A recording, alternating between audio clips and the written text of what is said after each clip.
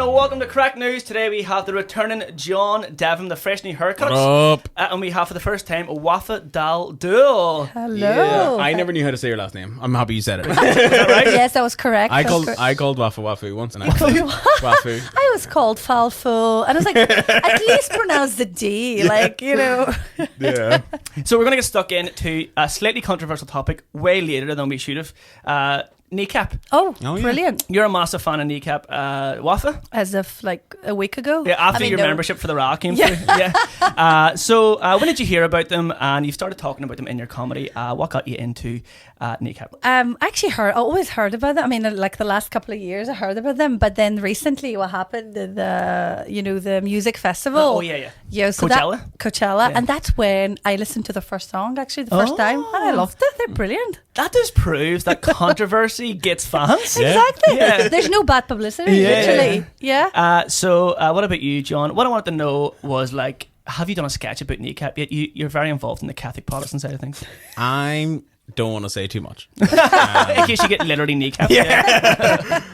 What did they say? Like, kill your MPs or something? Yeah, so they had like fuck Israel on their Coachella behind them on stage, and then like people did, because it's such a controversial topic, because a lot of people supported them. Yeah. The people who were like trying to tear them down for it changed it and were like, oh, but 2 years ago we found another video that said fuck, kill your Tory MP. That's what they do, though. Like you say something controversial, and then they get the FBI and the CIA on you, and probably for Kneecap it took the CIA like 5 seconds to find something. Just Facebook history out there. Exactly. I actually think one of the videos, if you scroll down,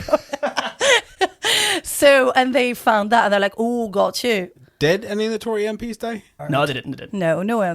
But what happened was they got condemned by the one and only Sharon Osbourne. I know. No way. I would love to be condemned by her. Like, that's an honour. That's a badge of honour. That's the only reason you get into comedy. Like, I want to say something controversial. Now's your moment. Just condemn me, please. Fuck you, Sharon. Sharon Osbourne, has she listened to Ozzy Osbourne's music? You know? Aye. He did bite the head off a bat on stage, and he has a song with Black Sabbath called War Pigs, which is basically like condemning wars and oppressors coming into your country. They probably should pick one of his songs and sing it, and she wouldn't even realise. Sing in Irish. That's such a good idea. Yeah, and she'd be probably condemn that, not knowing. What's also interesting is a lot of the people that said like, but they come out and said, kill your Tory MPs, are the same people on the 12th of July hang like the posters of my people like John. My guys right there. So there's a lot of support out there in Ireland. Ireland that supports the Palestinian cause and stuff. But is that the same as Tunisia? You're from Tunisia? So actually, fun fact, that's not really fun. Tunisia was bombed by Israel in 1985. Okay. So I think all Arabic countries would be supportive, but Tunisia, like particularly, is really, really supportive. Yeah, well, I think that's the thing with Ireland, because we were an oppressed country. Yeah, and, like we have. I mean, the troubles are obviously nothing similar to what's happening in Palestine, but we still empathise with people who are being oppressed. Yeah. And stuff like that. So you came from Tunisia, a big support for Palestine. What made you come to Belfast, and when was it?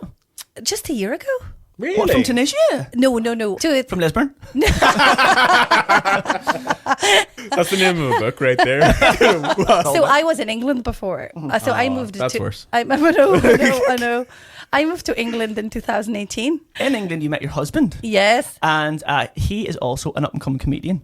Yes. How is life dating a comedian? I feel like I always have an audience, and he always has an audience. Do you know what I mean? Like, my joke is never the first time in a way, because I would have tried it on him. And and I feel like when it's someone they're not comedian, they might not get a joke initially, but he or me would get the potential. So if he tells me a bit, I'll be like, yeah, there's something in there, you know.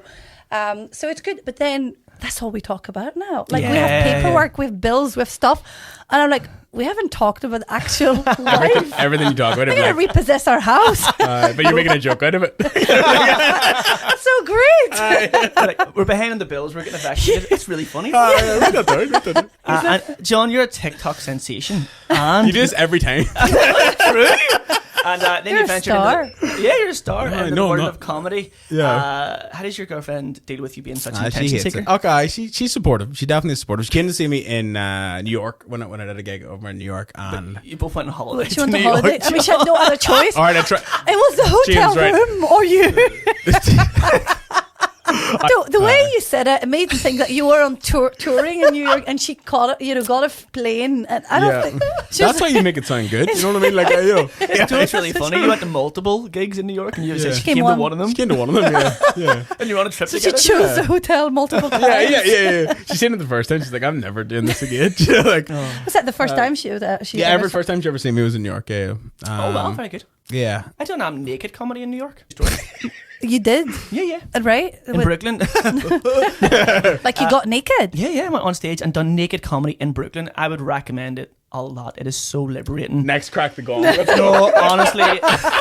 Everybody get their dicks out. That's me trying to start a new night in the Spaniard Wednesday night. Everybody's naked. We're going to have a great time. It's so liberating. From what? Okay. From directly read from James Downey. Get your dick out. Get your tits out. It's going to be a great night. Tell some jokes. So you were like the male version of Jenny in Forrest Gump? I've never seen a part where she gets naked. Yeah, which bit is that? I think you were watching a different. Was this like a porn party at Forrest Gump? Forrest Hump? Hey. It's like, she just stand up naked in Forrest No, she does. She plays guitar naked, on the stage, and then he comes in and saves her. One of the guys gets vicious. I think you rewinded that scene a few times. Yeah. Look, there's, we both forgot it. Anyway, we'll move on from naked comedy. Okay. Thanks. Yeah, from those visuals. Well, last story is John, as you know, had kidney stones. Yeah, bro. I know. I think every single person in the comedy scene has heard about this. Because another friend of ours, Rolene, also had kidney infection. So it was really funny because both of these were cancelling a gig at the same time. Yeah. One was like, Rolene was getting like stuff shoved up her bum. So she was like, I was squeezing out her bum. So she was like, I've just squeezed out the third thing from my bum. Yeah. You were messaging me a couple of seconds later. I was getting shoved up my bum. You were getting stuff. You were like, I'm trying to get, like, my penis is killing me. So I thought there was something going on. Not between us. But how was that experience? How did you know that you had kidney stones for a start? I didn't at the start. So I ended up, I woke up on the Sunday and it was mad pains. So it started from the back of my asshole directly into my stomach. It was like being fucked by a ghost. It was mental, you know what I mean? And then I ended up I tried to go to the toilet multiple times because I thought maybe constipation. I had constipation. Yeah. And then it wasn't because I didn't need to put it down. What is constipation? It is, but you know when you know. Yeah, there's nothing that you like I'd already feared. Yeah. And then the pain sort of progressively went from like a 4 to like a 10 instantly, and I was on the floor properly like dying, and then I started vomiting, and then I genuinely started vomiting blood, and I was like, what's going on? This is it. Because you were messaging me being like, I'm vomiting blood, I don't know what it is, I'm in the hospital. And do you ever see when you have to tell someone, oh, you'll be fine, but in your head you're like, you're not, this is terrible. My girlfriend was like, that sounds like he's gonna die, and I was like, yeah. Imagine you were the last person I texted. I know. Because I didn't even text the girlfriend. She came to one of your gigs in New York. And I know. You've seen me more. So